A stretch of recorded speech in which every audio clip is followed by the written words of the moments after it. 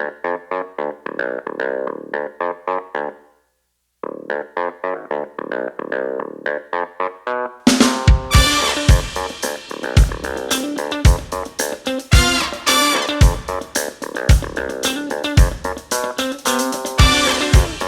is Dr. Diana Phillips's Middle School Computer Science class.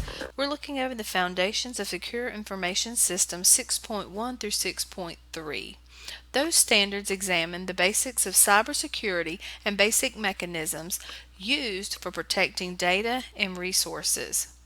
We're going to list and define the elements of the confidentiality, integrity, and availability CIA triad. The CIA triad is a guide for measures and information systems.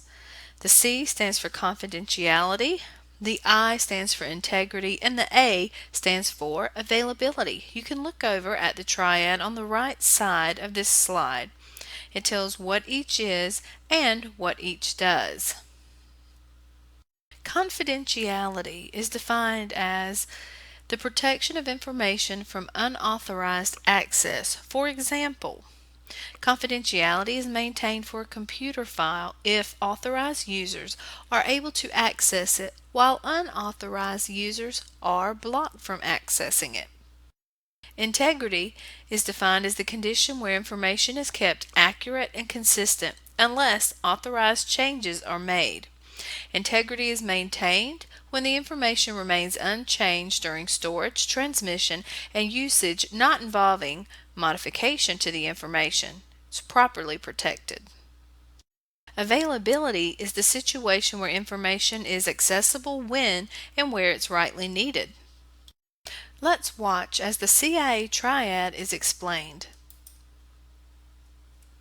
What is the CIA triad? The CIA triad is a security model designed to balance the protection of your online information. It stands for confidentiality, integrity, and availability. But the way these terms are applied here might be a little different than what you're used to.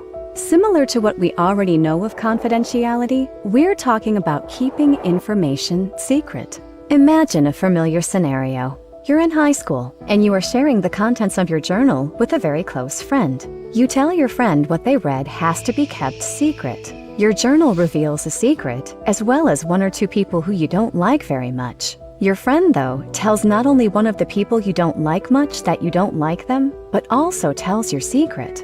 This scenario plays out regularly in our daily lives, where a secret is not often kept secret or in confidence. These reveals are like spyware, compromising the confidentiality of your computer activity. Integrity, as it fits into our model, is maintaining the expected state of our information or systems. Let's say your sibling discovers the location of your journal, likely from the friend you showed the journal to, and manages to get through the flimsy lock that is meant to keep people out. Your sibling starts adding entries in handwriting that looks an awful lot like yours. Clearly, your sibling has been practicing. They also made some subtle alterations in the existing text so it reads just a little differently.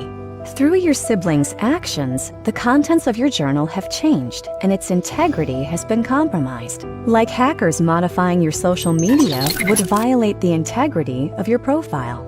Availability ensures that the information or systems are accessible to those with permissions. You open the drawer where you keep your journal, but the journal isn't there where you left it.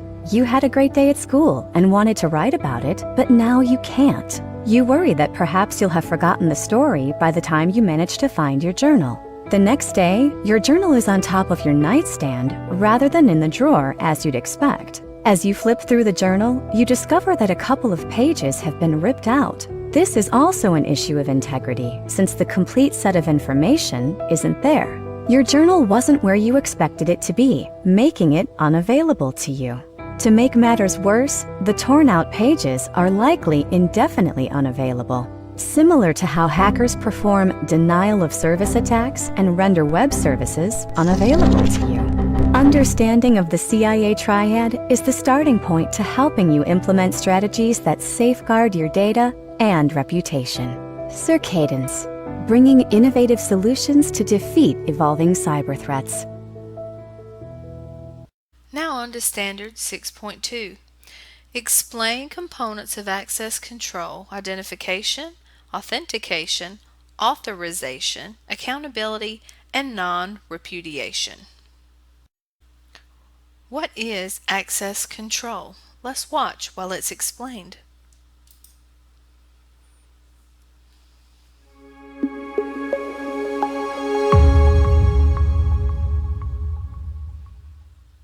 Let's talk about access control. First of all, what is it? Access control is a term used to describe any technique used to control passage into or out of an area. Even something as simple as a lock and key setup can be described as access control because it's controlling someone's access to a room.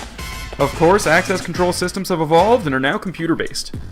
Access control is largely used for exterior doors to buildings but are scalable to support as many doors and entryways as you need monitored.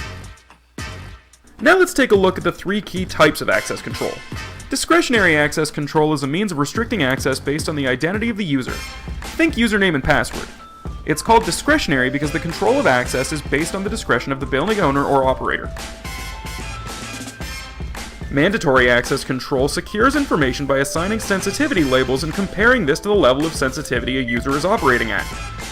The system is making the access control decision by matching clearance levels with the classification of the object.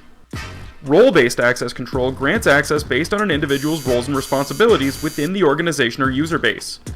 Role-based access control is policy neutral and allows access based on role permissions.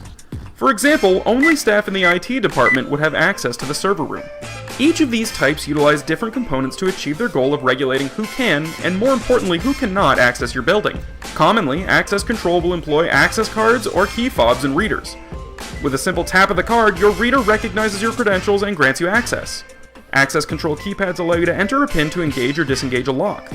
Electronic lock hardware is capable of automatically locking or unlocking a door without human intervention. The access control panel is the brains of the operation and has complete control of the whole system, while the access control server offers authentication, accounting, and authorization services to devices on the access control system's network. These components work in tandem to ensure your building is secure and that no one who shouldn't be in your building ever gets in. So why do you need access control? Well, aside from simply regulating access to your building, access control systems can authenticate individuals claiming to have permissions to enter your building, authorize specific permissions associated with an individual, audit and collect information about activities of authorized users, meaning that you can see areas they've accessed and when they accessed them, control the status of a lock on a door remotely, and reduce energy costs once doors are efficiently automated. Whether you need to restrict who's walking into a building or monitor who's going where in your offices, a properly installed access control system can help. If you're interested in learning more about access control and getting your system up and running, visit us at fire-monitoring.com or call us at 1-888-789-3473. Now that we've learned what access control is, let's look at identification. Provide some way to recognize an individual. For example, you are identified using your username. Authentication, the process of ensuring that the identity in use is authentic, that it's being used by the right person. For example, using a password for access. Authorization, the set of actions allowed to a particular identity makes up the meat of the authorization. Typically, it takes the form of read, write, and execution permissions tied to a username. Accountability. Every individual who works with an information system should have specific responsibilities for information assurance. For example, a policy statement that all employees must avoid installing outside software on a company-owned information infrastructure. The person in charge of information security should perform periodic checks to be certain that the policy is being followed. Every information asset should be owned by an individual in the organization who is primarily responsible for each one. Non-repudiation is associated with verifying the identities of individuals or companies who are participating in an online transaction. The main purpose of authenticating identities online is to prevent one party or the other from denying the transaction. For example, electronic signatures. It makes possible the assurance that a particular individual participated in a specific transaction. Our last standard that we will be covering today is 6.3. Identify the characteristics of strong versus weak passwords in data and identity security. Let's listen while passwords are explained.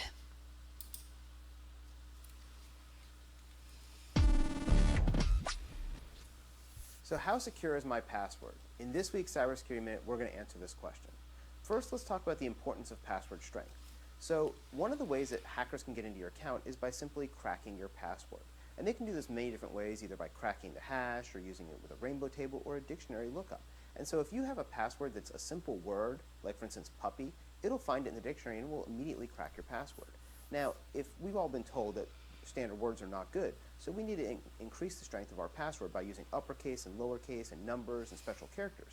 And to do that, what we are going to do is increase the strength of our password. Now, if we do that, that means that a hacker, to get into it, isn't going to be able to find it in the dictionary. Instead, they're going to have to do what's called brute force.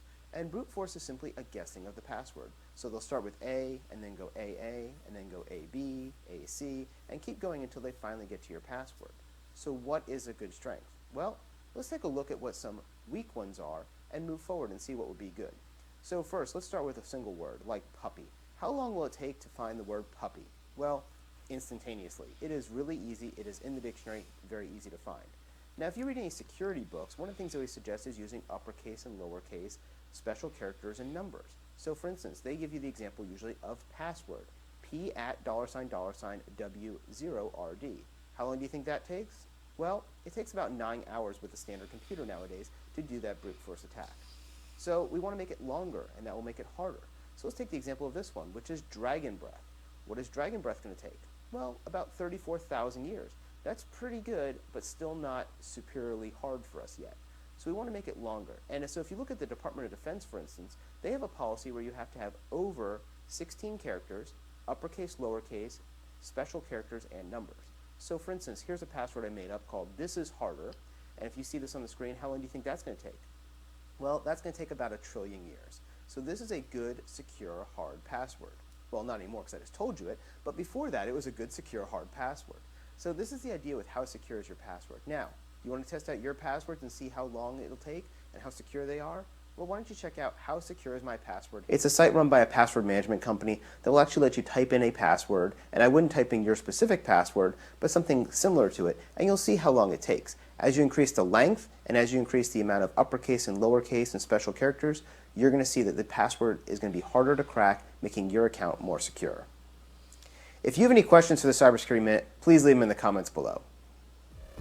Strong password. A strong password describes a password that's difficult to detect by humans and computer programs, effectively protecting data from unauthorized access. A strong password consists of at least 6 characters, and the more characters, the stronger the password. That are combination of numbers and symbols, if allowed. Passwords are typically case sensitive, so a strong password contains letters in both uppercase and lowercase. Strong passwords also do not contain words that can be found in the dictionary or parts of the user's own name. Weak password. A password that's easy to detect both by humans and by a computer. This concludes the end of the lesson. I hope this has given you a more in-depth look at the foundations of secure information systems for Standard 6.1 through 6.3.